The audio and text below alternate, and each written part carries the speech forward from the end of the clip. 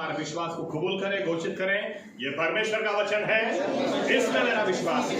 ये परमेश्वर का वचन है, इसमें मेरा विश्वास है। ये परमेश्वर का वचन है, इसमें मेरा विश्वास है। हालेलुया। आइए कुछ आयतें पढ़ते हैं जो पिछली बार पढ़ी वही पढ़ेंगे फिर से एक बार। मत्ती 14:26 से 31।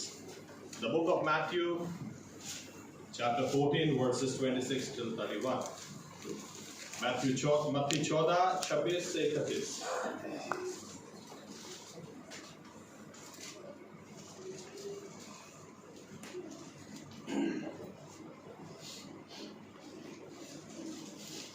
અને શિષ્યોએ તેને સમુદ્ર પર ચાલતો દીઠો ત્યારે તેઓએ ગાભરા થઈને કહ્યું, એ તો કોઈ ભૂત છે, અને બીકથી તેઓએ બૂમ પાડી. પણ તરત ઈશુએ તેઓને કહ્યું કે હિંમત રાખો, એ તો હું છું, બીહો માં. ત્યારે પીતરે તેને ઉત્તર દીધો કે પ્રભુ, એ જો તું હોય તો મને આજ્ઞા આપ કે હું પાણી પર ચાલીને તારી પાસે આવું. અને તેણે કહ્યું કે આવ. ત્યારે પીતર હોડી પરથી ઉતરીને ઈશુ પાસે જવાને પાણી પર ચાલવા લાગ્યો. પણ પવન દેખીને તે બીધો ને ડૂબવા લાગ્યો. તેથી તેણે બૂમ પાડી કે ઓ પ્રભુ, મને બચાવ. અને ઈશુએ લાગનો હાથ લાંબો કરીને તેને પકડી લીધો ને તેને કહે છે, અરે અલ્પ વિશ્વાસી, તે સંદેહ કેમ આણ્યો? दूसरा भाग एफएसी 1:17 से आगे।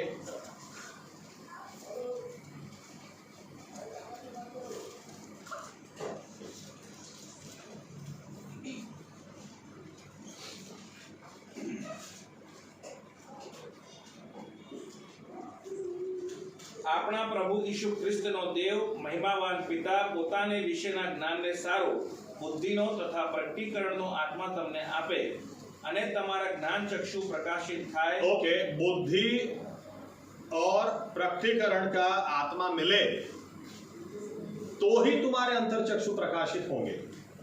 आमीन। और तो ही तुम जानोगे कि क्या बुलाहट परमेश्वर ने दी है।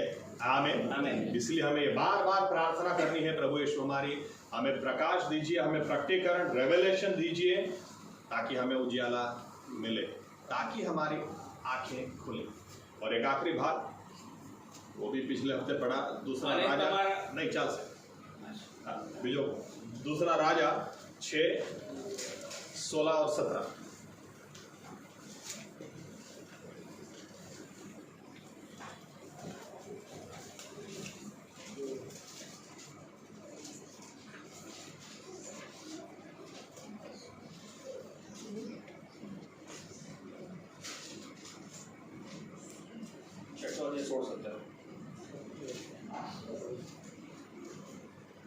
તેણે ઉત્તર આપ્યો કે બીતો નહીં, કેમ કે જેઓ આપણી સાથે છે તેઓ તેમની સાથે જેઓ છે તેઓના કરતા વિશેષ છે.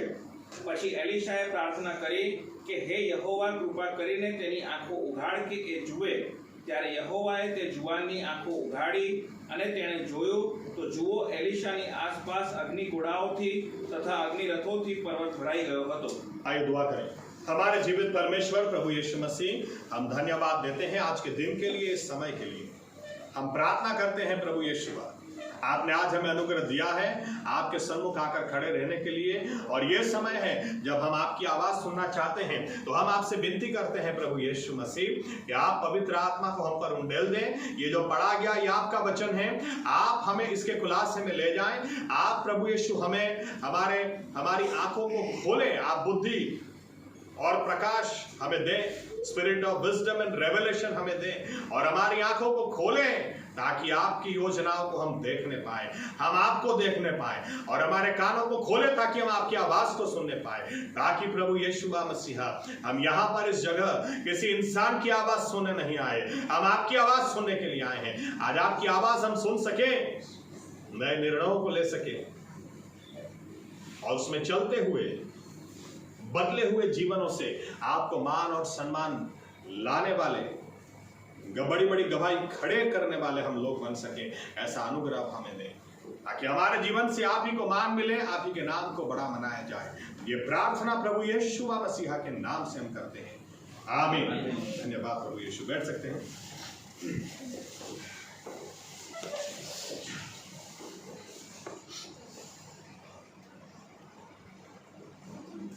एक और उदाहरण देता हूं आपको। पिछली बार मैंने ये कहा प्रकटीकरण, ये रेवलेशन, इसका मतलब क्या होता है?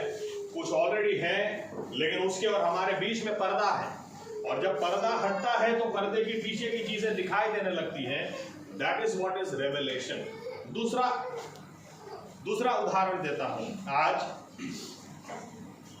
मान लो ये रूम आधी रात को आप आते हैं, अंदर रूम में बहुत सारी चीजें हैं लेकिन आपको कुछ दिखाई नहीं देता है, लाइट नहीं, तो आप टॉर्च लेकर आते हैं।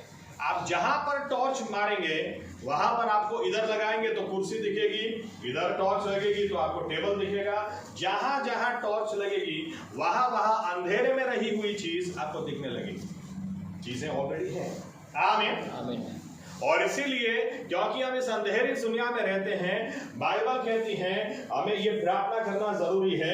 परमेश्वर का वचन ही टॉर्च के समान है, लेकिन जब हम पढ़ते हैं तो हमें प्रार्थना करनी जरूरी है।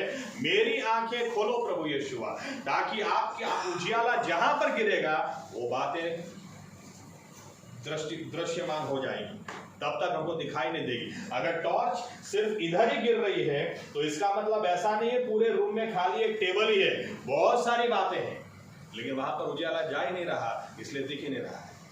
आमीन। हमारे जीवन में बहुत सारी ऐसी बातें होती हैं जहां पर उजियाला नहीं गया, इसलिए दिखाई नहीं देता है। और इसीलिए पौलुस ने कलीसिया से कहा, बिलीवर से कहा, प्रार्थना करो।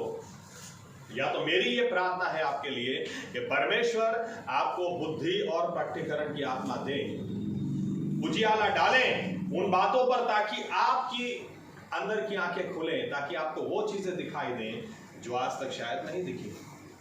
और ये हमारी भी प्रार्थना रेगुलर होनी चाहिए। आमीन। आपको अगर जानकारी के लिए मैं बात बताऊं तो दुनिया में बहुत पहले का मैं नहीं जानता, लेकिन आखिरी 100 सालों में जिनको भी महान परमेश्वर के दास बोला गया है, सभी की ये फेवरेट प्रेयर थी। सभी बाइबल पढ़ते समय इसी प्रार्थना को करते थे। यहां तक कि केनेथ हैगिन, जो एक जमाने की बाइबल सबसे बड़ी और सबसे प्रेस्टिजियस बाइबल कॉलेज मानी जाती थी, Rhema Bible Institute whole world, उनमें तो स्पेशली यही सिखाया जाता है, आपको अगर कोई प्रार्थना करनी है तो ये करनी है कि मेरी आंखें खोलो। इसके ऊपर केनेथ हैगिन ने बहुत कुछ लिखा है। उनकी रेगुलर प्रेयर थी, और कोई भी उनसे पूछता था, ऐसा संदेश कभी सुना ही नहीं आज तक, तो बोलते ऐसा उजियाला हमको मिले, ऐसी कोई प्रार्थना करता ही नहीं होगा। मैं करता हूं, मुझे आंखें खोलो प्रभु, ताकि मैं देखने पाऊं, और मैं देखने पाऊंगा तो दूसरों को दिखाने पाऊंगा। आमीन।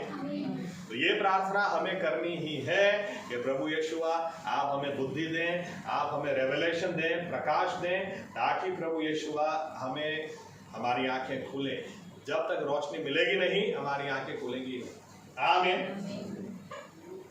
सबसे पहली बात, फिर से एक बात, हमें सबसे पहले यह प्रार्थना करनी है कि हम अपने परमेश्वर को जान सकें।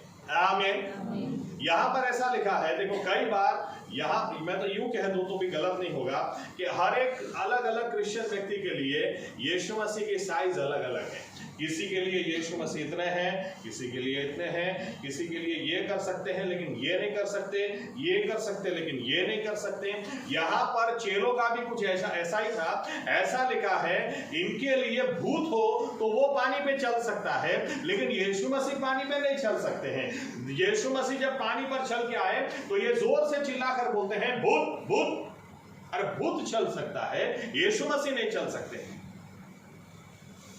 कितने सारे लोग जीवन में ये समस्या, मैं तो इतनी बार सुना है, पास्टर साहब ऐसा लगता है किसी ने कुछ कर दिया है, कोई कसू करी नाखी लागे से। तो इसके लिए दरगाह जाना जरूरी है। एक कोई पास्टर नहीं निकाल सकता है, चर्च में किसी का काम नहीं हो सकता, क्योंकि चर्च में इतना यीशु है, दरगाह पे इतना बड़ा बाबा है। आज हम भी ऐसे ही टाइम में जी रहे हैं, क्योंकि हमारी आंखें खुली ही नहीं है, तो हमको पता ही नहीं है कि हमारा परमेश्वर क्या कर सकता है और क्या नहीं कर सकता। कई लोगों को तो फिर मैं ऐसे ही बोलता हूँ, कोई बात नहीं, किसी ने कर दिया होगा, तो किसी ने कुछ कर दिया तो आप इस बाबा को बुलाए, मैं सब ठीक कर दूंगा। वो समझ में आया? बाबा ने ऐसे किया तो ये बाबा ऐसे कर देगा, सब कुछ ठीक कर दूंगा। अरे बिलीवर लोग क्या किसी को करी ना क्यों लागे से यार, तमें पोते पोता करना क्यों?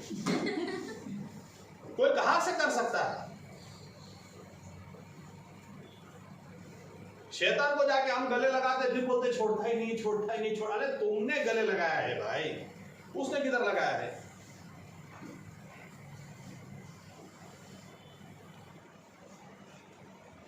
एक घर में जाने के लिए कोई तैयार ही नहीं था, अहमदाबाद में शाहीबाग में, शाहीबाग का कितने पास्टर लोग जाके आए, इतना जबरदस्त दुष्ट आत्मा था, कोई जाने को तैयार नहीं था। ये भी साहब ने हमको भेजा, मैं गया एक व्यक्ति के साथ, और जब अंदर गया और प्रार्थना शुरू की तो वो औरत बोलने लगी, मुझे बाबा दिखाई देता है, मुझे बाबा दिखाई देता है। तो मैंने कहा तू जल्दी उस बाबा से बोल, वो बाबा ही है, उसका बाप आया है, उसके बाप को लेकर। निकलना पड़ा उसको, निकलना ही पड़ेगा। आपको पता होना चाहिए आपका परमेश्वर कितना बड़ा है। आमीन। आपको ये जरूर पता होगा वो कितना नालायक है, वो बहुत चालू है, लेकिन ये पता ही नहीं होगा आपका परमेश्वर कैसा है।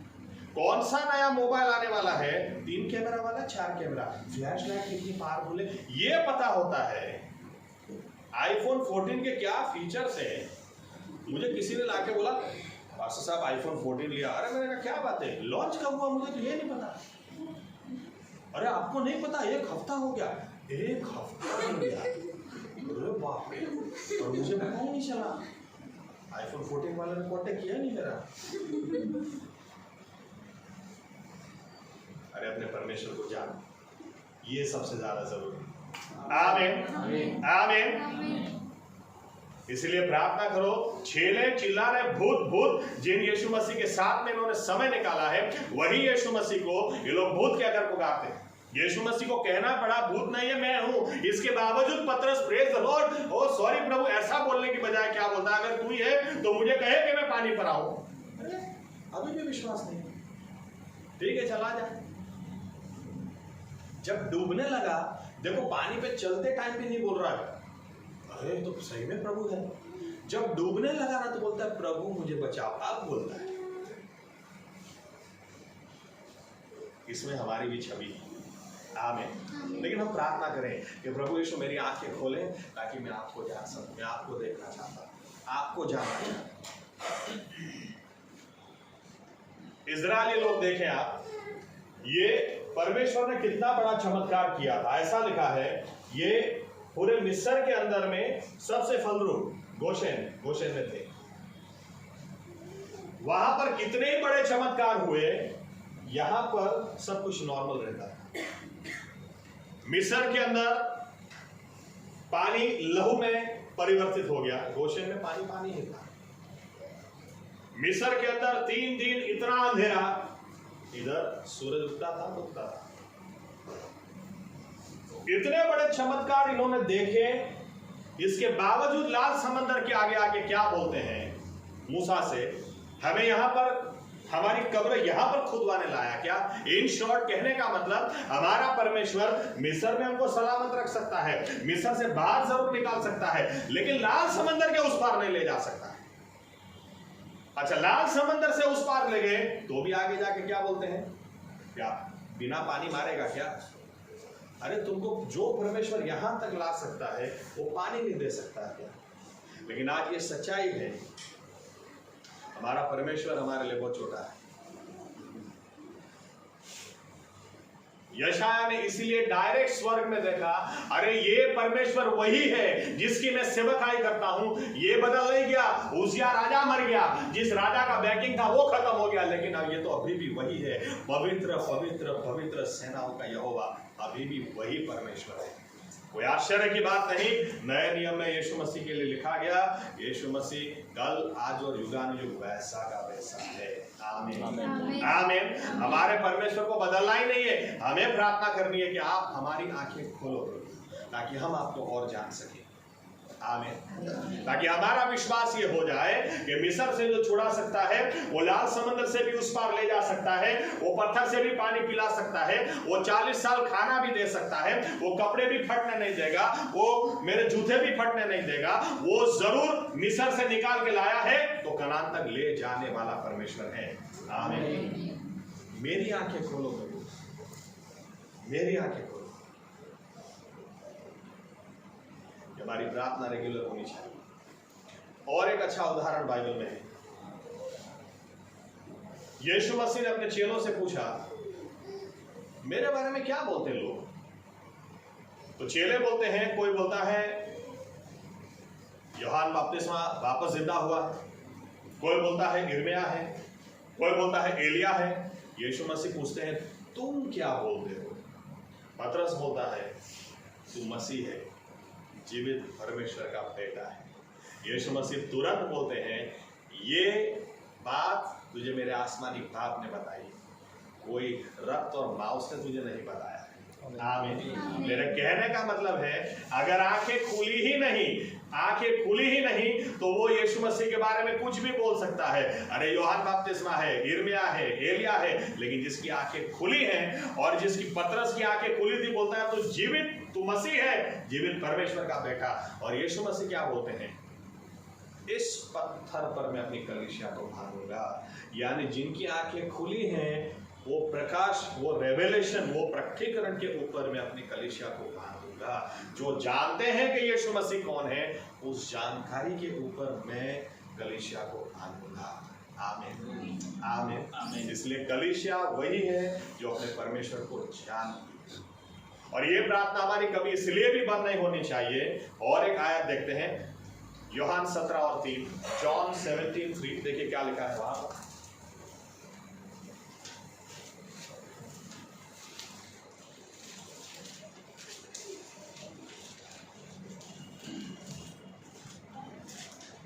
અનંત જીવન એ છે કે તેઓ તને એકલા ખરા દેવને તથા ઈસુ ખ્રિસ્ત જેણે તે મોકલ્યો છે તેને ઓળખે। अब देखिए, यीशु मसीह यहाँ पर ऊपर जाने से या तो क्रूस की ओर आगे बढ़ रहे हैं, उसके पहले ये आखिरी उनकी प्रार्थना है। और 3.5 साल में यीशु मसीह ने ऐसा कोई चमत्कार था ही नहीं जो किया नहीं। बहरे को सुनता किया, गूंगे को बोलता किया, जन्म से अंधा था उसको भी रोशनी दी, 5 रोटी 2 मछली से 5000 से ज्यादा लोगों को खिलाया, क्या कुछ नहीं किया। यहां तक कि लाजरस 4 दिनों से मरा था, उसको भी जिंदा किया। आमीन। इतना कुछ देखने के बाद फिर भी यीशु मसीह क्या प्रार्थना कर रहे हैं? मेरी यही प्रार्थना है पिता मेरे चेलों के लिए कि वे तुझे और जाने। अरे आप और हम होते तो क्या बोलते हैं? मैं तो 3.5 साल में जान लिया। पता ना, 2 व्यक्ति झगड़ा करते हैं, या तो हस्बैंड वाइफ झगड़ा करते तो झगड़ा कैसा होता है? मैं तो तुझे 6 महीने में पहचान, और बोलते 6 महीने का, मैं तो 2 महीने में जान गई थी तुम निकम्मे निकलो। अरे किधर से तुमको पता चल गया? 2 महीने में, 6 महीने में किधर से पता चलता है? परमेश्वर हमारा इतना बड़ा है, इतना कुछ देखने के बावजूद यीशु मसीह की प्रार्थना है, मेरी अपने चेलों के लिए प्रार्थना है, वे तुझे और भी जाने, क्योंकि जानने के लिए और भी बाकी है। आमीन आमीन। हमारा परमेश्वर बहुत बड़ा है। कभी भी ये प्रार्थना बंद मत करना। ऐसा कभी भी मत सोचना मैंने बहुत जान लिया, नहीं, मुझे और भी जानना है, आपको और भी देखना है। बाइबल आपने एक देखो, कुछ लोगों को मुझे अच्छा भी लगता है, निखालस है, सीधा ही बोल देते हैं। एक बहन को मैंने पूछा, आप बाइबल पढ़ती हैं? देखो उनका जवाब देखना, एक बार पढ़ लिया, बार बार क्या पढ़ना? तो क्या बात है, वंडरफुल। आपको एक बार में इतना उजियाला मिल गया। हम तो आज भी पढ़ रहे हैं, आज भी उजियाला मिल रहा है, आज भी समझ आ रहा है, और समझ आ रहा है। आपको एक ही बार में सब मिल गया।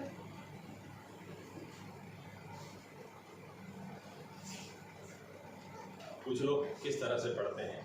दूसरी एक बहन, पास्टर साहब मुझे तो बहुत आश्चर्य हो गया, बहुत आश्चर्य हो गया। मैंने कहा किस बात से? यीशु मसीह ने 2 बार हमारे लिए जान दी। तो मैंने कहा 2 बार नहीं, 4 बार जान दी। मत्ती में भी दी, मरकुस में भी दी, लूका में भी दी, यूहन्ना में भी दी, 4 बार। वो मेरे सामने देख रही है, अब उनको समझ में आ रहा है कुछ गड़बड़ी है।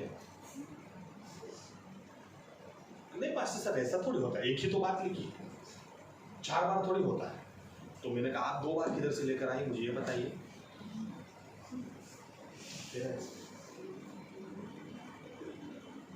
ओ अब समझ में आया। मैंने कहा कल जो पढ़ा था ना, आज वही वापस पढ़ा। तो मुझे लगा कल पढ़ा तो उसमें भी मर गए थे, आज पढ़ा उसमें भी मर गए, तो मुझे लगा 2 बार मर गए होंगे। ये किस तरह से बाइबल पढ़ते हैं?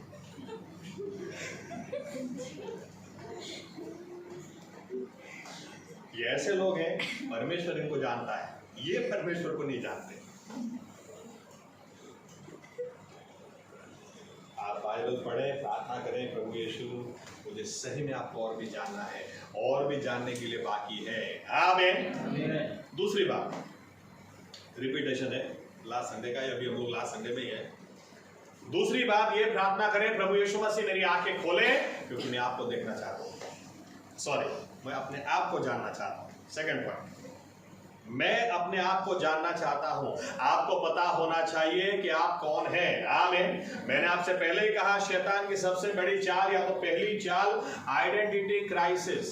उसको परमेश्वर को जेरोक्स कॉपी पसंद नहीं है, उसने आज तक एक जेरोक्स कॉपी निकाली नहीं है। अगर इब्राहिमी चलता तो इब्राहिम इब्राहिम इब्राहिम इब्राहिम इब्राहिम इब्राहिम ही होता, लेकिन परमेश्वर इब्राहिम, इसहाक और याकूब का परमेश्वर है। वो एलिया और एलीशा का परमेश्वर है। वो पतरस, याकूब और यूहन्ना का परमेश्वर है। वो पौलुस का परमेश्वर है। परमेश्वर हमारा कभी भी जेरोक्स कॉपी से काम नहीं चलाता है। आमीन। लेकिन आज आश्चर्य इस बात का है कि बिलीवर लोगों को, फिर भी बिलीवर लोगों में ईर्ष्या क्यों है पता है? बिलीवर लोगों में बहुत ईर्ष्या है, बहुत ज्यादा ईर्ष्या है। ये किसी का अच्छा देख नहीं सकते, ये किसी का अच्छा बोले नहीं सकते। आप इनको कोने में मिलो और पूछो तो किसी की बुराई ही करेंगे। क्यों ईर्ष्या इतनी भरी है? क्योंकि इनको यही नहीं पता ईर्ष्या का सिंपल मतलब क्या होता है। अगर आप इस व्यक्ति की ईर्ष्या करते हैं, मतलब मुझे उसके जैसा होना है, मुझे उसके जितना पैसा चाहिए, मुझे उसके जैसा बॉडी चाहिए, मुझे उसके जैसी बात चाहिए, मुझे उसके जैसा गाना चाहिए, मुझे उसके जैसा बजाना चाहिए। ईर्ष्या का मतलब है मुझे उसके जैसा होना। आप ये भूल जाते हैं कि मुझे सही में किसी की ईर्ष्या करने की जरूरत ही नहीं है, क्योंकि मुझे जो परमेश्वर ने बनाया ऐसा किसी और को बनाया ही नहीं। आमीन। आमीन। भय के साथ, I have been made fearfully and wonderfully. और मुझे सबसे ज्यादा उसमें पसंद ये, that my soul knows very well. ये मेरी आत्मा अच्छी तरह से जानती है दाऊद बोल रहा है। मुझे परमेश्वर ने बहुत अलग बनाया है, मेरे जैसा किसी को बनाया है। आपको पता होना चाहिए आप बहुत डिफरेंट हैं। आमीन। आमीन। आमीन। काफी समय पहले की बात है, जब हमारे बड़ौदा चर्च में 3 परिवार थे। सोहन अंकल का परिवार, जास्मिन बहन ओलफ और हमारा परिवार, 3 परिवार। एक बार मैं मुंबई गया और मुंबई में 800 लोग के बीच में मैंने प्रीचिंग किया। 400 पास्टर्स थे, 400 चर्च मेंबर्स थे। वापस आकर जेपी साहब को मैं रिपोर्ट दे रहा था, तो जेपी साहब मुझे हंसते हंसते पूछते हैं, अरे तुझे शर्म नहीं आती है?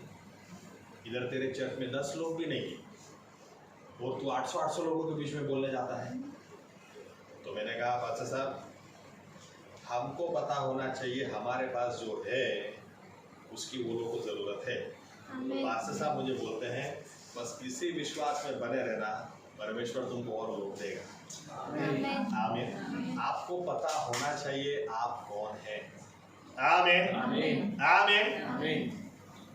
आज लड़का अगर दिल तोड़ के चला गया, तो लड़की तो बस अभी मैं सुंदर नहीं हूँ, अब मैं काली होगी थोड़ी, अभी थोड़ा ये, इतना दिल टूट जा, मतलब सब टूट गया। फिर मुझे बोलना पड़ता है। वैसे तो एक डायलॉग मेरा फिक्स है, तू ये भी सुंदर दिलो नालायक। लेकिन अगर इस संदेश के उजियारे में कहूं तो मैं यूं बोलता हूं, देखो एक सिंपल बात है, आपको पता हो ना कि आप कौन है। झटका तो लगेगा, दर्द तो होगा, ऐसा नहीं, हम लोग इंसान हैं, फीलिंग्स हैं, इमोशंस हैं, लेकिन इसके साथ ये भी विश्वास रहेगा नुकसान उसका ज्यादा है, मेरे जैसा दूसरा व्यक्ति उसको कभी मिलेगा ही। कि आपको पता होना चाहिए आप कौन हैं। आमीन। पौलुस देखिए, पौलुस अपने बारे में, पौलुस इतनी बड़ी सेवकाई कैसे कर सकता है? वो सिर्फ यीशु मसीह को नहीं जानता था, यीशु मसीह को जानने के साथ साथ अपने आप को भी जानता था। आप ये सोचें, ये पहचान, परमेश्वर को जानना और आपकी पहचान कितनी जुड़ी हुई है कि दुष्ट आत्मा ने भी क्या कहा स्केवा के बेटों को, हम पौलुस को भी जानते हैं, हम यीशु मसीह को भी जानते हैं, तुम्हें नहीं जानते। पौलुस को भी हम जानते हैं, और पौलुस के रुमाल, हैंडकरचीफ, यूज किए हुए हैंडकरचीफ दुष्ट आत्मा लगे व्यक्ति पर डाल दो, दुष्ट आत्मा भी जानती थी पौलुस का रुमाल है, निकल जाते। आपको पता होना चाहिए आप कौन है। पौलुस क्या बोलता है, 12 प्रेषित परमेश्वर के चुने हुए लोग, लेकिन फिर बोलता है वो 12 में से मैं कम नहीं हूं बोलता है। कब कोई ऐसा बोल सकता है? 12 में से मैं कम नहीं हूं। ये 12 सही में कुछ कम नहीं थे, क्योंकि ये लोग ने तो 3.5 साल परमेश्वर के साथ, प्रभु यीशु के साथ बिताए थे, खाना खाया था, घूमे थे, देखा था, चिन्ह चमत्कार फर्स्ट हैंड आंखों से देखे थे, लाजरस को जिंदा बाहर आते हुए देखे थे, मतलब इनके पास इतने यूनिक एक्सपीरियंस थे। इसके बावजूद भी पौलुस बोलता है वो 12 में से मैं कम नहीं हूं। वो अपने आप को जानता था, वो जानता था मसीह यीशु में मैं कौन हूं, और इसीलिए वो कहता है मसीह यीशु जो मुझे सामर्थ देता है उसकी सहायता से मैं सब कुछ कर सकता हूं। I can do all things through Christ who gives me strength। आपको सही में पता होना चाहिए आप कौन हैं। आमीन, आमीन। किसी के जैसा होने की कभी कोशिश मत करो, कभी किसी की ईर्ष्या मत करो, क्योंकि आपको जो परमेश्वर ने एकदम अलग बनाया, आपके लिए बहुत अलग योजना है। आमीन। आज के मुद्दे पे आप, तीसरा मुद्दा, ये प्रार्थना करो, सही में ये प्रार्थना करो, या तो मैं थोड़ा कुछ और बोल दूं, अगर मैंने ये प्रार्थना नहीं की होती तो मैं कभी मिनिस्ट्री में होता ही नहीं, क्योंकि मुझे शुरू से जो अगुवे थे उन्होंने कहा था तुम्हें तो ना बाइबल पढ़ने आता है, ना समझने आता है, ना बोलने आता है, ना कुछ भी आता है, वो तो तुम पास्टर साहब के रिश्तेदार हो ना, इसलिए तुमको मौका मिला है। लेकिन मुझे पता था मैं कौन, आपको पता होना चाहिए। आमीन, आमीन। मैं यहाँ पर खड़ा ही नहीं रह सकता अगर मुझे पता ही नहीं हो कि मैं कौन।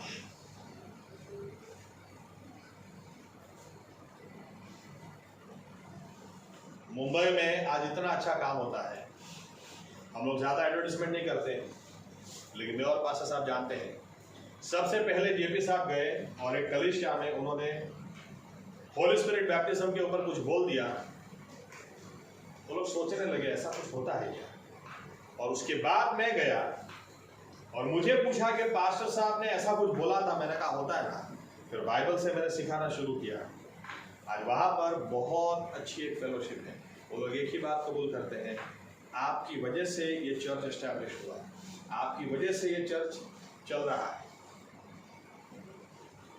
तो हम तो जानते हैं हम कौन हैं, हम खड़े हो जाते हैं तो परमेश्वर काम करता है। आपको भी पता होना चाहिए आप कोई फालतू नहीं है, आप कोई यूज एंड थ्रो नहीं है। इस संसार में अगर परमेश्वर इन्हीं लोगों के द्वारा काम कर सकता था तो एक एक्स्ट्रा आपको क्यों पैदा किया है। आपके बिना परमेश्वर का काम आगे बढ़ ही नहीं सकता। आमीन। आप बहुत इंपॉर्टेंट है। दूसरे किडनी क्यों ना हो, आप लीवर है। कभी ऐसा सुना लीवर से बिना मेरे को तो किडनी बहुत हो गई। अरे नहीं भाई, लीवर फेल तो किडनी कितनी भी अच्छी हो गए काम से। आमीन।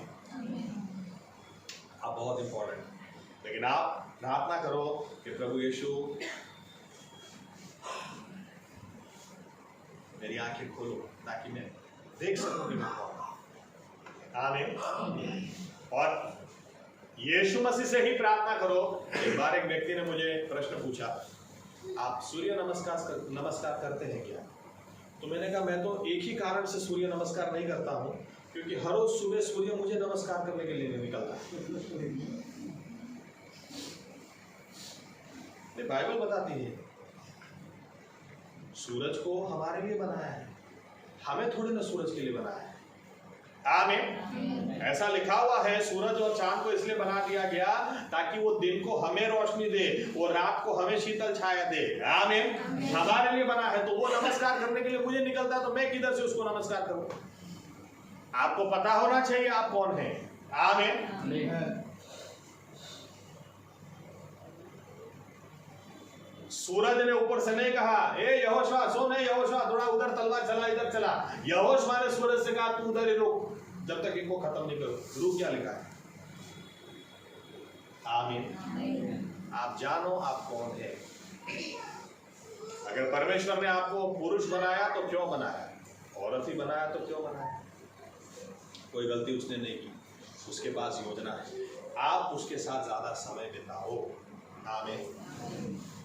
क्योंकि वही मैन्युफैक्चरर है, वही बता सकता है क्यों बनाया, किस लिए बनाया, क्या काम करना है, क्या बुला रहा है।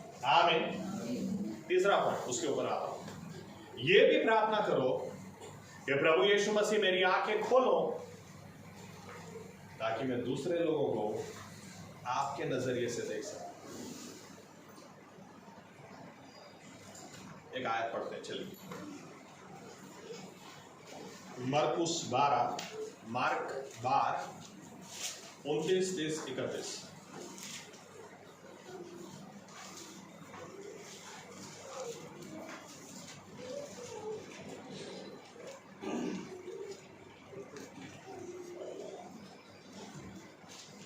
ઈશુએ ઉત્તર આપ્યો કે પહેલી એ છે કે ઓ ઇસ્રાએલ સાંભળ, પ્રભુ આપણો દેવ તે પ્રભુ એક જ છે, અને તારા પૂરા હૃદયથી ને તારા પૂરા જીવથી ને તારી પૂરી બુદ્ધિથી ને તારા પૂરા સામર્થ્યથી પ્રભુ તારા દેવ પર તું પ્રીતિ કર.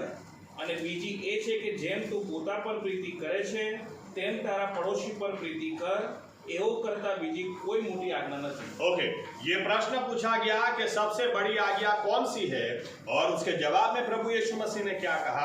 हे इज़राइल सुन, तेरा यहोवा तेरा परमेश्वर है, यहोवा ही तेरा परमेश्वर है। हे इज़राइल सांभळ, तारो देव यहोवा एकलो यहोवा है। उसको तुम पूरे हृदय से, पूरी आत्मा से, पूरे शक्ति सामर्थ्य से, बल से तू प्यार करेगा। और दूसरी आज्ञा क्या कही? जैसे खुद से वैसे अपने पड़ोसी से प्रीति कर। आमीन।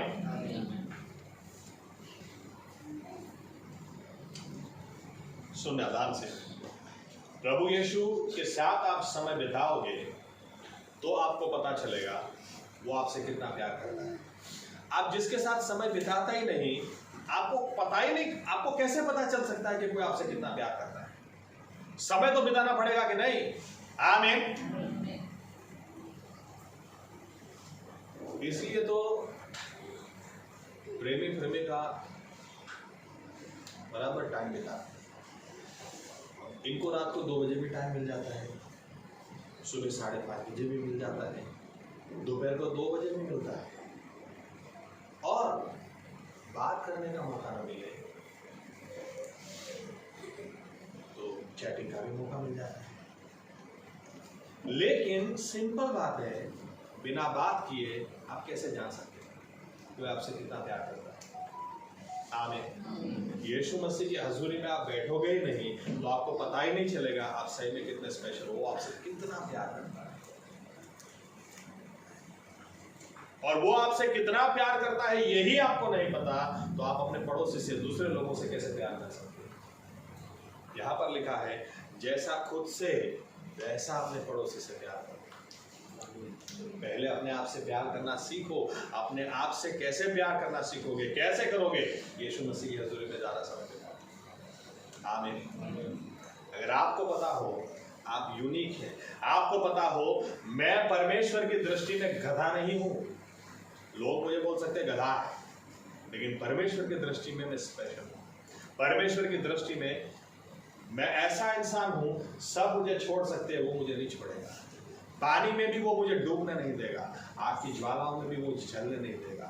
वो मेरा साथ कभी भी नहीं छोड़ेगा। मैं गिर जाऊंगा, वो मुझे उठा लेगा। मैं रोऊंगा, वो मेरे आंसुओं को पोंछ लेगा। संकट के समय हमेशा वो मेरे करीब रहेगा। वो मेरा परमेश्वर, उसकी दृष्टि में मैं ऐसा हूं। तो अगर वो मुझसे इतना प्यार करता है तो मैं क्यों ना अपने आप से करूं। और अपने आप से मैं प्यार करना सीखूंगा तो दूसरों को भी अलग दृष्टि से देखना सीखूंगा।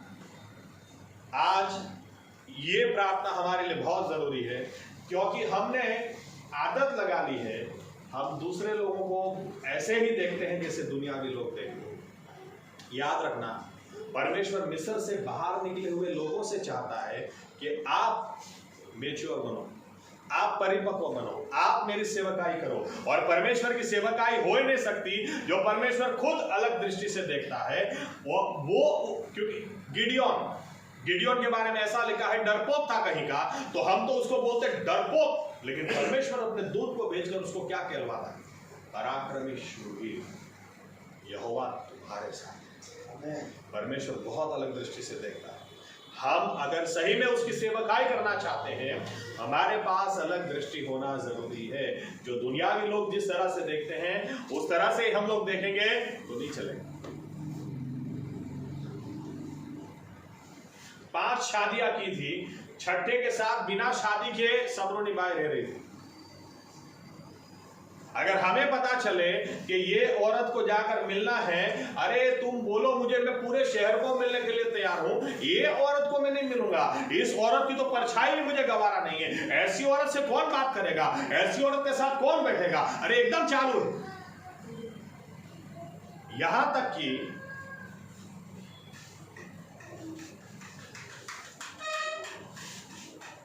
समरून जा रहे हो? हाँ, समरून जा रहा हूं मैं। समरून जा रहे हो? एक मिनट, व्हाट्सएप चेक करो, एक फोटो भेजा है, उससे दूर है समरूनी भाई। इतना मार्केटिंग करते हैं विश्वासी लोग। आश्चर्य इस बात का होता है कि दुनियावी लोग जिस तरह से देखते हैं उसी तरह से हम भी लोगों को देखेंगे तो फर्क है ही ना। यीशु मसीह किसी को मिलने नहीं गए, उसी औरत को मिलने के लिए गए। जिस औरत से शायद हम यूं कहें, भाई 1 फुट दूर रह जो, दूर रहे, इस औरत से दूर ही रहना। देसी भाषा में कहे तो क्या बोलेंगे, 5 पतियों को तो खा गई, छठे को साथ ऐसे ही रह रही, अरे हम तुम जाओगे तो तुम्हारा क्या होगा। यीशु मसीह उसी को मिलने गए। और बाइबल कहती है समरून कौन सा इलाका था? समरून वो इलाका था जिसमें इंटरकास्ट मैरिज किए हुए होते थे लोग।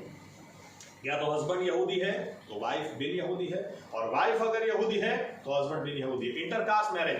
यहूदी लोग इतने चुस्त थे कि अगर मेरे परिवार से किसी ने इस तरह से शादी की, निकाल दो उसको, नहीं चाहिए, समरून में जाके रहो।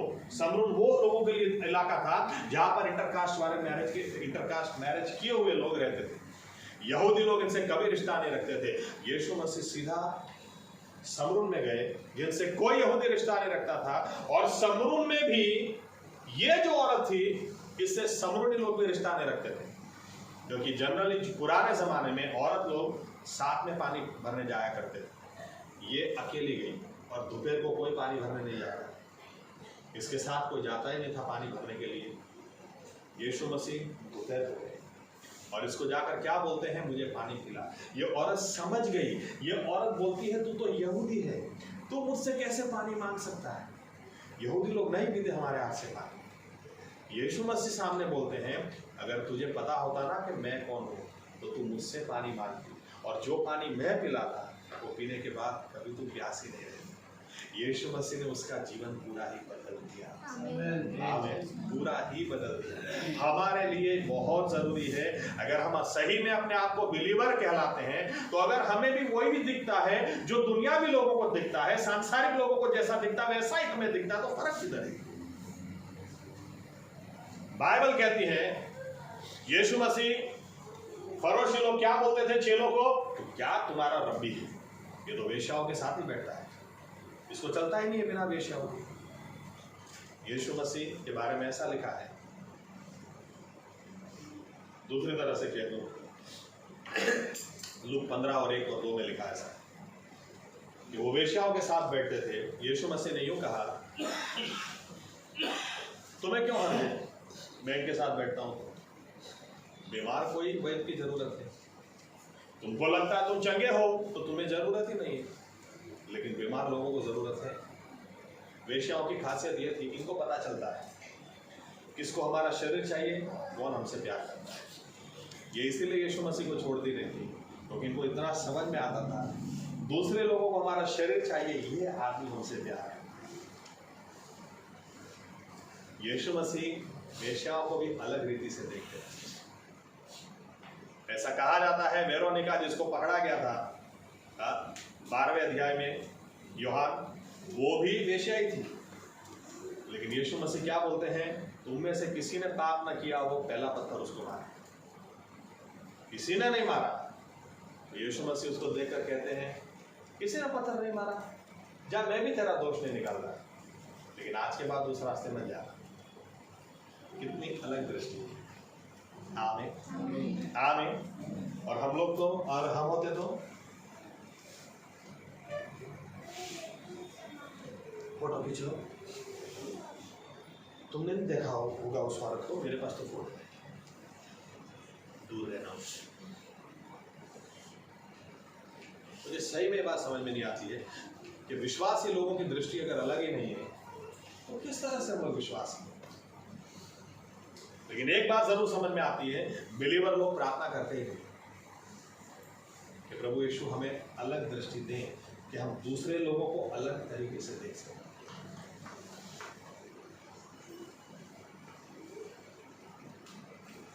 मूसा,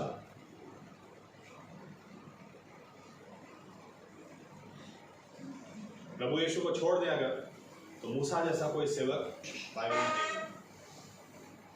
इसलिए हिब्रू का लेखक यीशु मसीह की तुलना अगर करता है तो सीधा 3, 4, 5वें अध्याय में हिब्रू में वो मूसा से करता है।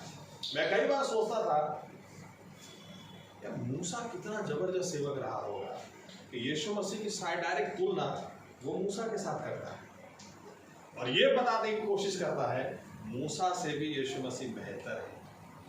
तो पुराने जमाने में और कोई मिला ही नहीं मूसा। और धीरे धीरे मुझे समझ में आया मूसा बहुत स्पेशल कैरेक्टर। ये इजरायली लोगों को इतना प्यार करता था, इतनी मोहब्बत करता था। ये इजरायली लोगों को अलग दृष्टि से देखने के लिए या तो अलग दृष्टि से देखता। चलिए कुछ आयत पढ़ते हैं। निर्गमन 32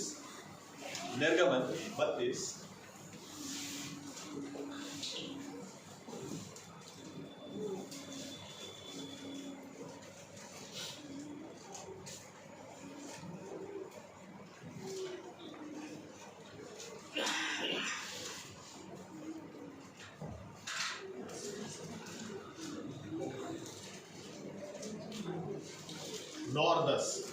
निर्गमन 32 9 और 10।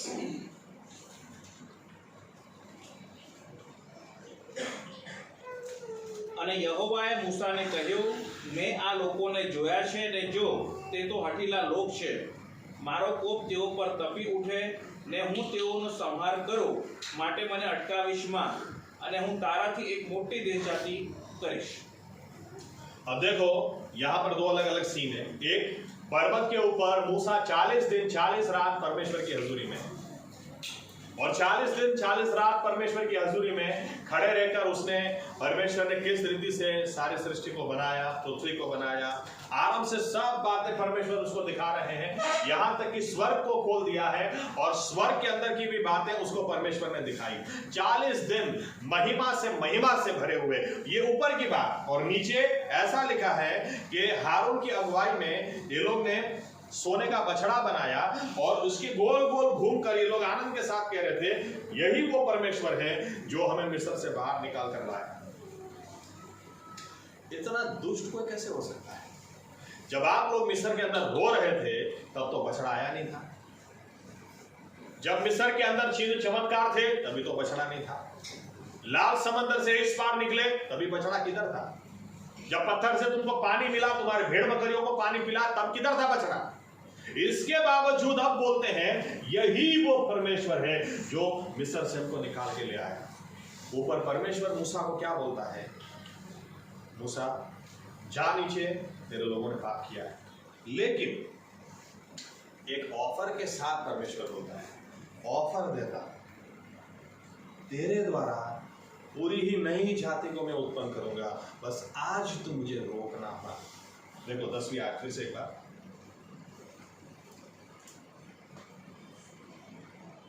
મારો કોપ તેઓ પર તપી ઉઠે ને હું તેઓનો સંહાર કરું માટે મને અટકાવીશ માં। मुझे रोकना मत। क्यों? इनटू ब्रैकेट्स, क्योंकि तू मुझे रोक सकता है, इसलिए तू मुझे मत रोकना। तो मैं जो ऑफर भी देता हूं, मुझे नहीं रोकेगा ना, तो मैं तेरे द्वारा पूरी ही नई देश जाति को उत्पन्न करूंगा। आप और हम होते तो शायद, अरे प्रभु कर दे खत्म, किसकी राह देखनी? लेकिन मूसा देखो परमेश्वर को क्या बोलता है, आगे पढ़े 11 से आगे। અને મૂસાએ પોતાના દેવ યહોવાને વિનંતી કરીને કહ્યું, હે યહોવા, તારા જે લોકોને તું મોટા પરાક્રમ વડે તથા બળવાન હાથે મિસ્ર દેશમાંથી કાઢી લાવ્યો છે, તેઓની વિરુદ્ધ તારો કોપ કેમ તપી ઉઠે છે? મિસ્રીઓ શું કરવા આ પ્રમાણે બોલે કે તે તેઓને હાનિને માટે એટલે પર્વતોમાં મારી નાખવા તથા પૃથ્વીની પીઠ પરથી તેઓનો સંહાર કરવા કાઢી લાવ્યો? તારા બળતા કોપથી ફર ने तारा लोक पर आफत लावानो इरादो फेरो। देखो मूसा परमेश्वर से क्या बात करता है। मूसा बोलता है, देखो परमेश्वर, अगर आपने इन लोगों को खत्म कर दिया तो मिस्र के अंदर लोग क्या कहेंगे? मिस्र का राजा क्या कहेगा? इनका परमेश्वर इनको यहां से बाहर ले गया, लेकिन कनान तक नहीं ले जा सका, इसीलिए ये लोग रास्ते में ही खत्म हो गए। अरे प्रभु, तेरे नाम की महिमा के लिए मैं तुझसे विनती करता हूं, इन लोगों को तू छोड़ दे। तो देखो पहला निशाना किधर मारता है? पहला मूसा निशाना मारता है परमेश्वर के ऊपर कि अगर ये लोग मर गए ना तो लोग तेरे बारे में बुरी बात करेंगे, तेरे ऊपर उंगली उठाएंगे। लेकिन मूसा को समझ में आ जाता है कि शायद परमेश्वर नहीं मानेंगे, ये नहीं छोड़ेंगे। तो फिर क्या बोलता है? कदम और आगे जाता है 32 का 32।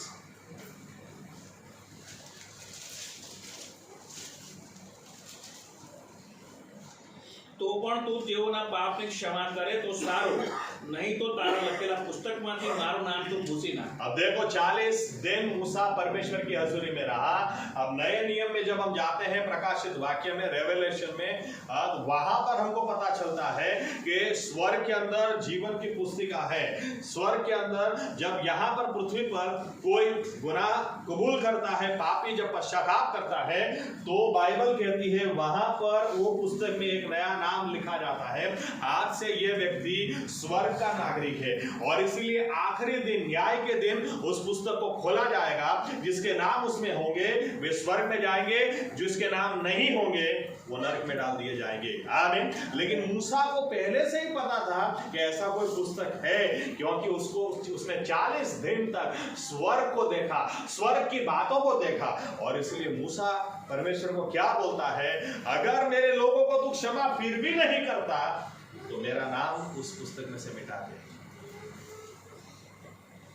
ऐसा कोई कभी नहीं बोलेगा, कभी भी कोई नहीं बोल सकता। क्योंकि अगर आपने एक बार स्वर्ग को देख लिया तो आप यूं कहोगे दुनिया खड्डे में जाए, लेकिन मुझे स्वर्ग चाहिए, मुझे वो जगह चाहिए, मैं कोई भी कीमत चुकाने के लिए तैयार हूं, लेकिन मुझे स्वर्ग में जाना है। लेकिन मूसा 40 दिन 40 रात सब कुछ देखने के बावजूद अपने लोगों से इतना प्यार करता है। वो जरूर ये लोग ने पाप किया था, अगर आप और हम देखें तो ये लोग मर ही जाने चाहिए, खत्म ही हो जाने चाहिए, ये लोग आगे बढ़ना ही नहीं चाहिए। ऐसा कैसे पाप कर सकते हैं? लेकिन मूसा वो परमेश्वर की हजूरी में खड़ा रहने वाला व्यक्ति था, उसकी दृष्टि अलग थी। वो बोलता है नहीं, ये लोग मर जाएंगे ना प्रभु, तो लोग तेरे सामने उंगली उठाएंगे, और अगर फिर भी तो इनको मारना चाहता है तो मेरा नाम उस जीवन के पुस्तक से मिटा दे। कोई कैसे ऐसा बोल सकता है?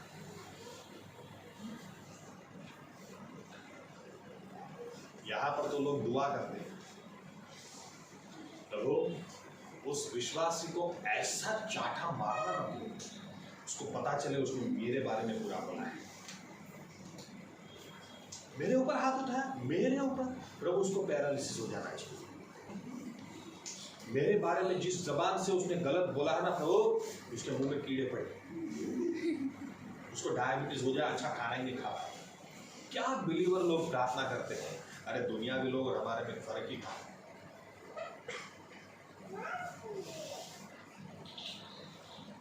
मूसा, मैं जब भी उस बात को मैंने पढ़ी थी, बहुत इमोशनल हो जाता हूँ जब भी बोलता भी हूँ, याद भी करता हूँ।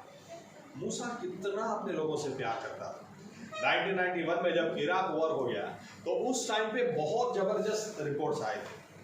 कुछ रिपोर्ट्स पढ़े थे, 10 आज्ञाएं भी उस वक्त मिली थी जो मूसा ने फेंक दी थी और ग्रीन लेजर से लिखी हुई थी। और साइंटिस्ट कुछ लोगों के हाथ में जब वो आई, खैर इजराइल सरकार ने सब गायब कर दिया, लेकिन कुछ लोगों के हाथ में जब आई तो वो लोग आश्चर्यचकित थे इस बात को लेकर, अभी तक ग्रीन लेजर को ढूंढा ही नहीं गया है। इतने वर्षों पहले परमेश्वर ने किस तरह से लिखा होगा। एनीवे, एक और बात, इजराइल में कर्फ्यू था उस वक्त। सभी को बोल दिया गया था बंकर में रहो, घर में रहो, क्योंकि बार बार इराक, उसको पता था कि कुवैत पर जब उसने हमला किया सद्दाम हुसैन ने, वो जानता था अमेरिका और दूसरे देश उसको छोड़ेंगे नहीं। तो वो चाहता था कि इनका ध्यान थोड़ा बांट दूं, दूसरी जगह ले जाऊं, इसलिए इजराइल पर इसने स्कड मिसाइल्स छोड़ना शुरू कर दिया। और इजराइल के पास आयरन डोम टेक्नोलॉजी है, ये हवा में ही मिसाइल्स को तोड़ देती है। लेकिन फिर भी खतरा था, कहीं कोई मिसाइल अंदर चली जाए और एक्सप्लोजन हो जाए तो बहुत बुरा हाल हो सकता है। और अमेरिका बार बार इजराइल को बड़ा है, पता है तुम्हारे ऊपर मिसाइल छोड़, लेकिन तुमको कुछ नहीं कर रहा है, कुछ शांति रहो, क्योंकि अमेरिका जानता था अगर इजराइल इस युद्ध के अंदर खींच गया तो वर्ल्ड वॉर 3 हो जाएगा। इसलिए इजराइल को शांत रखने की कोशिश कर रहे थे। इसलिए इजराइल में कर्फ्यू घोषित कर दिया। और एक नहीं, कई सारे लोगों ने देखा कर्फ्यू है। कुछ सैनिकों ने देखा कि रास्ते के ऊपर एक बूढ़ा आदमी हाथ ऊपर करकर प्रार्थना कर रहा है।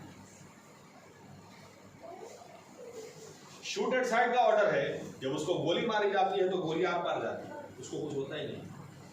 कितने सारे लोगों ने जब अपनी घर की खिड़की से देखा तो उनके घर के बाहर बहुत सारे लोगों ने उन दिनों देखा एक बूढ़ा आदमी हाथ ऊपर करके प्रार्थना कर रहा है। मेरे लोगों को सवाल आता है, कुछ रब्बियों ने जब देखा, इनको समझ में आया ये तो दूसरा कोई नहीं, मूसा है। आज भी मूसा अपने लोगों के लिए प्रार्थना करता है। कितना प्यार अपने लोगों से। हकीकत में आज आप इजराइल जाओगे ना, आपको सही में एक प्रश्न होगा, ये परमेश्वर की चुनी प्रजा कैसे हो सकती है? क्योंकि इजराइल में इतने पाप होते हैं। 65% यहूदी लोग आज भी नास्तिक हैं, वो ईश्वर में मानते ही नहीं। अगर आप जाओगे तो आपको प्रश्न खड़ा होगा, कितने नालायक लोग हैं, फिर भी सच्चाई है। उनके लिए मूसा जैसे लोग, जिनकी दृष्टि अलग ही थी, ऐसे प्रार्थना करने वाले लोग आज भी हैं। और इसीलिए आप बहुत सारे लोग उदाहरण पा रहे हैं। अगर दूसरे लोग देखते हैं वैसे ही हम देखें तो फर्क कहाँ है? हमें प्रार्थना करनी ही चाहिए, प्रभु यीशु मुझे एक अलग दृष्टि दीजिए। आमीन आमीन आमीन।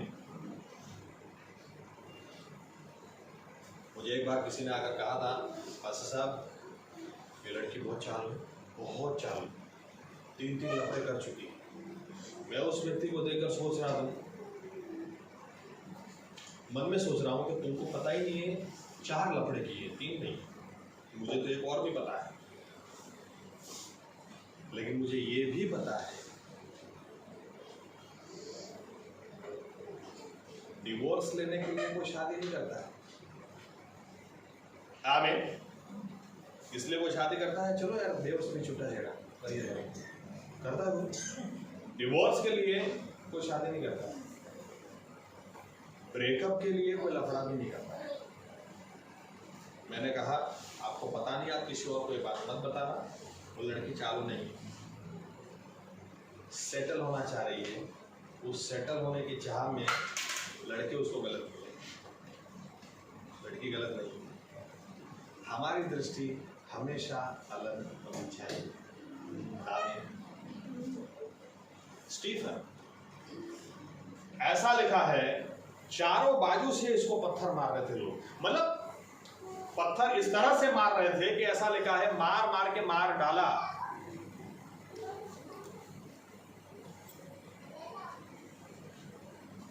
ऐसे नहीं मार रहे थे, आमीन, खींच खींच के, खींची खींची न मारी नाक वालों।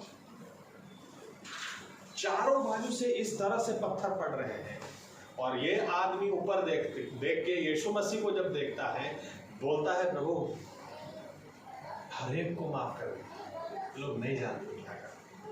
कैसे कोई ऐसे देख सकता है, कैसे कोई ऐसे बोल सकता है? क्योंकि ऐसा लिखा है कलीसिया में अभी तक कोई मरा ही नहीं था, स्टीफन सबसे पहले मरा।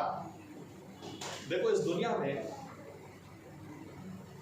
कोई अभी मौत आई नहीं थी, सबसे पहला व्यक्ति भी हाबिल, उसको मार दिया गया तो मरा है, काइन ने मार दिया। कलीसिया एस्टैब्लिश होने के बाद अभी तक कोई मरा ही नहीं है, पहला व्यक्ति जो मरा उसको मार दिया गया, तब मरा है। ऐसा लिखा है कलीसिया आकर यहां तक कि उसकी डेड बॉडी भी किसी ने हाथ नहीं लगाई, लिखा है उसको मर गया, चेक करो, मर गया, मर दो, मर गया, ओके चलो, ऐसा लिखा है। डेड बॉडी भी उधर डाल के चले गए, बिलीवर लोग फिर आए, उसको उठा के ले गए, उसकी दफन क्रिया की और काफी दिन तक स्टीफन के लिए शो किया। लेकिन स्टीफन जिसको ऊपर पत्थर पड़ रहे चारों बाजू से, कौन सा पत्थर आखिरी सांस हो गई पता नहीं, फिर भी ये प्रार्थना करता है प्रभु इनको माफ कर देना, एक को भी मैं दोषी नहीं लेता, सभी को माफ कर देना। कोई आश्चर्य की बात नहीं है, बाइबल कहती है उधर साउल खड़ा है, साउल की अगुवाई में ये सब हो रहा है। लेकिन एक व्यक्ति जब किसी को अलग दृष्टि से देखता है, बाइबल कहती है आने वाले समय में परमेश्वर ने इसी साउल को पकड़ा, इसको दर्शन दिया और इसको बदल दिया, और ये साउल पौलुस आने वाले दिनों में एशिया खंड और यूरोप खंड को हिलाने वाला आदमी बन, इसको अलग दृष्टि से देखने वाला कोई था। आमीन। दुनियावी लोगों को नालायक दिखता है, हमको भी वो नालायक दिखता है। दुनियावी व्यक्ति को असफल दिखता है, हमको भी वो असफल दिखता है। जैसा दुनियावी व्यक्ति को दिखता है ऐसा हमको दिखता है, तो फर्क ही कहाँ है? हमारी दृष्टि अलग होनी चाहिए। प्रार्थना करो कि प्रभु यीशु मुझे अनुग्रह दें ताकि मैं अलग तरीके से देख सकूं। एक घर में खाना खाने के लिए यीशु मसीह जाते हैं, बाइबल कहती है वो आराम से लेट के खा रहे हैं, औरत आई, अपने आंसू उनके पैर पर गिर रहे थे, अपने बाल से वो पोंछ रहे थे। मैं सही में जब बाइबल पढ़ता हूं ना, मुझे बहुत अलग अलग तरीके के ख्याल आपके साथ में शेयर करता हूं। उस वक्त भी अच्छा था कि हमारी चर्च से कोई नहीं होता तो फोटो खींच लिया। यीशु मसीह का और उस औरत का लफड़ा है, प्रूफ है मेरे पास, क्योंकि तब तो पता नहीं था ना कि ये ईश्वर इंसान के रूप में आया है। हमारे पास प्रूफ है।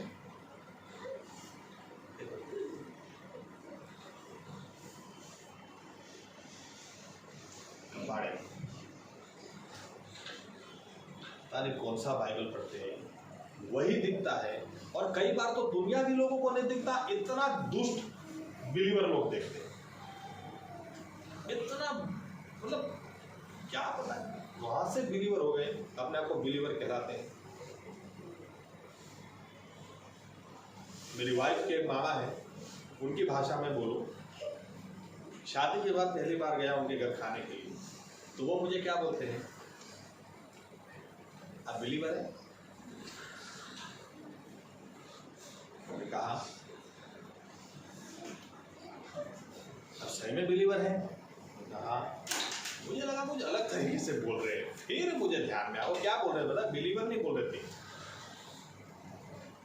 बिलीवर है। 2 लीवर है, हमारे 2 लीवर क्या बोलते हैं? बिलीवर किसको बोलते हैं? दारू पीता ना आदमी,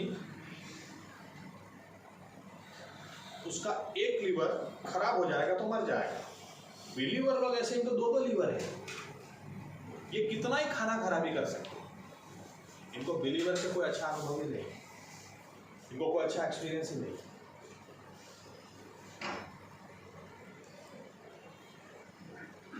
दूसरे लोग क्या बोलते हैं? अगर यीशु मसीह को पता होता ना ये कौन सी औरत है, इसको लात मार के भगा। यीशु मसीह क्या बोलते हैं? काश तुमको पता होता कि इसके गुनाह माफ हुए हैं, ये इसके गुनाह माफ हुए हैं इसलिए मुझसे इतना प्यार करती है। सिमोन, तूने मुझे हाथ धोने के लिए, पैर धोने के लिए पानी नहीं दिया। ये औरत कब से अपने आंसुओं से मेरे पैर पोंछ रही है, क्योंकि इसके गुनाह माफ हुए। मुझे मुझसे बहुत प्यार है। कितनी अलग दृष्टि। बिलीवर के पास होना जरूरी है। आमीन।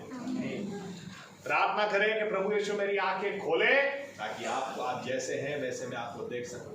बाइबल पढ़े था, प्रभु यीशु थोड़ा पर्दा हटाइए ताकि आपको और मैं जान सकूं। उस प्रक्रिया में मैं अपने आप को और जान सकूं और दूसरों को भी उस तरह से देख सकूं जैसे आप उनको देखते। आमीन। खाली खाली बिलीवर बिलीवर कहने से कुछ नहीं होता है। प्रभु यीशु से दृष्टि मांगे कि प्रभु यीशु मुझे अलग तरीके से जैसा आप देखते हैं। देखो हम तो कैसे बिलीवर है बताओ, इस तरह से बोलूं तो चलेगा। 1 दिन के लिए या तो 1 घंटे के लिए हमको ईश्वर बना दे कोई, या तो संसार में खत्म कर देंगे या आधी तो संख्या हो जाएगी। ये जीने के लायक नहीं है, वो नालायक है, वो ऐसा है, खत्म खत्म चल तू खत्म चल। और यही संसार को बाइबल कहती है परमेश्वर इतना प्यार करते हैं कि एक और दिन इनको दे। आमीन। एक और मौका दे। हमारे लिए जरूरी है हम अलग तरीके से देखने पाए। हम किसी को मर्सिडीज बेंज या ऑडी में देख के सोचते हैं यार मेरा बाप ही भिखारी निकला है, साइकिल भी मुश्किल से दिलाता है, इसका बाप देख कितना पैसा होगा। हम लोग ऐसे देखते। काश हम लोग देखने पाए मेरे पास साइकिल भी नहीं है लेकिन जीवन की पुस्तिका में मेरा नाम लिखा है। यहाँ विनाश में जा रहा है, प्रभु मुझे मौका दे, इसको सुसमाचार देना चाहता हूँ। इसकी ऑडी इसको बचा नहीं सकती, इसकी मर्सिडीज बेंज इसको बचा नहीं सकती, इसके बाप का पैसा इसको बचा नहीं सकता। मुझे मौका दे। मांगो प्रभु यीशु से। आज विश्वासी लोग इसलिए सुसमाचार नहीं देते हैं। सुसमाचार कहाँ से देंगे? इनको कोई चालू लगता है, कोई भगोड़ा लगता है, कोई लफड़ेबाज लगता है। इनको जितने विशेषण आप डाल दो, लेकिन इनको मरता हुआ कोई दिखता ही नहीं, इनको नाश में जाता हुआ कोई दिखता ही नहीं, इनको ऐसा कोई दिखता ही नहीं है कि बाहर से देखते हैं कितना ब्यूटीफुल, कितनी ब्यूटीफुल है, वाह, अंदर हृदय कितना टूटा है, किसी को दिखता ही नहीं। बाहर से हैंडसम दिखता है, अंदर से पता ही नहीं चलता 2 दिन में खुदकुशी करने वाला है, दिखता ही नहीं। प्रार्थना करें। आइए अपनी जगह खड़े हो जाए। प्रार्थना करना चाहते हैं। प्रभु यीशु की सेवकाई बिना अलग दृष्टि हो ही नहीं सकती। क्यों बाहर निकाला?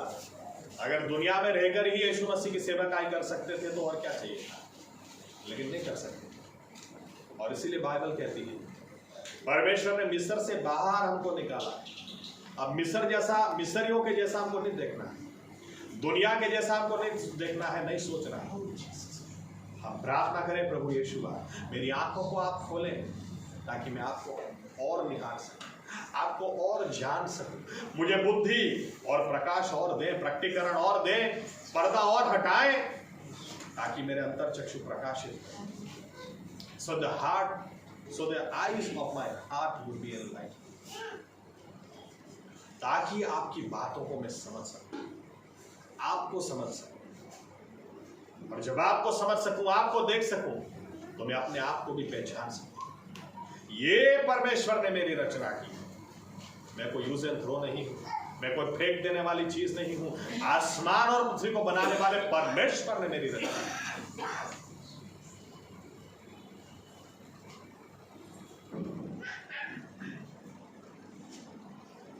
प्रभु यीशु इस प्रक्रिया में हमारी आंखें खोलें ताकि हम दूसरों को भी आपकी तरह देखने पाए।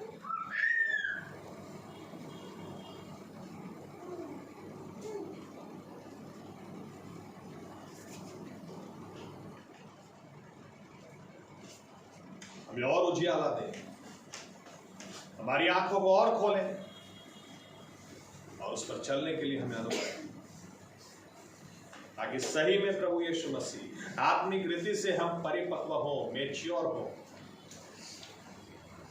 ताकि हम अच्छी लड़ाई लड़ सकें,